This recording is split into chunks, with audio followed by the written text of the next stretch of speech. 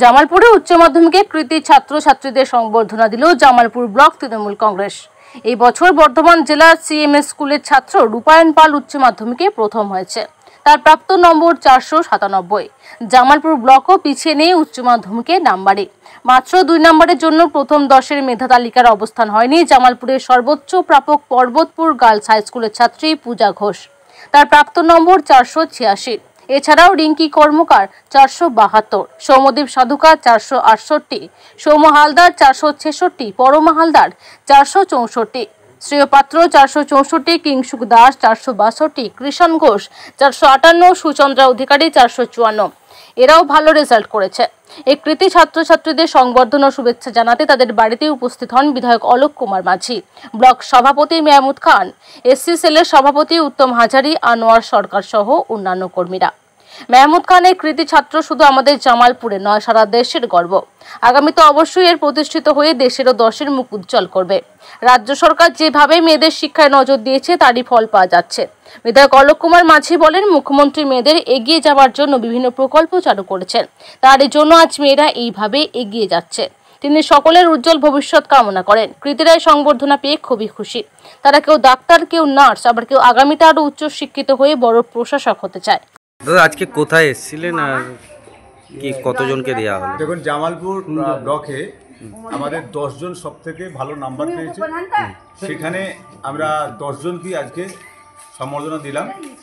তো প্রত্যেকটা অঞ্চলেই আমাদের প্রধান, অঞ্চল সভাপতি, আমাদের পঞ্চায়েত সমিতি সভাপতি, আমাদের বিধায়ক এবং তৃণমূল কংগ্রেসের যারা সৈনিক, প্রত্যেকে আমরা তাদের বাড়িতে গিয়ে তাদেরকে সম্বর্ধনা জানাই এবং প্রত্যেকে খুব আনন্দিত। এবং আমরাও অত্যন্ত আনন্দিত এই কারণেই, জামালপুর ব্লকে আমাদের উচ্চ মাধ্যমিকে যে 10 জন ভালো রেজাল্ট করেছে, সেই ক্ষেত্রে আমরা চাই যে মাননীয় মুখ্যমন্ত্রী মমতা বন্দ্যোপাধ্যায় যে স্কলারশিপগুলো দিচ্ছে, আরও ছেলে মেয়ে যাতে উৎসাহিত হয় এবং আমরা চাই তারা আগামী দিনে তাদের স্বপ্ন যেন পূরণ হয়।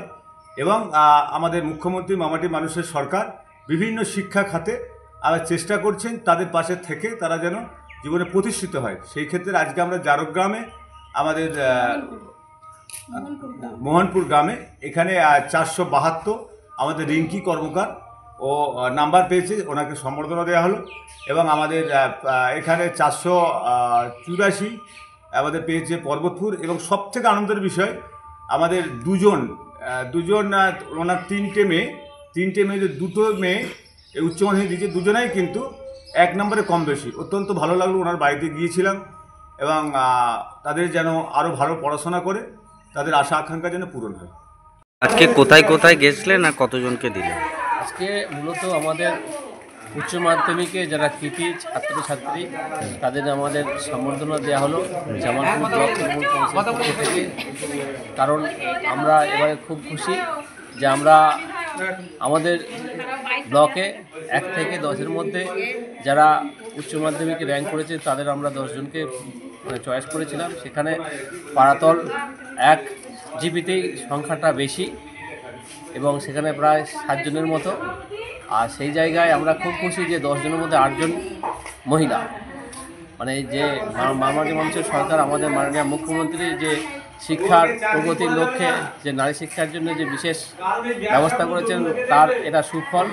আমি ধন্যবাদ জানাই পশ্চিমবঙ্গের মাননীয় মুখ্যমন্ত্রীকে যে এই প্রকল্প শিক্ষার ক্ষেত্রে নতুন প্রকল্প চালু করার জন্য আমাদের বিশেষভাবে মেয়েরা এগিয়ে যাচ্ছে।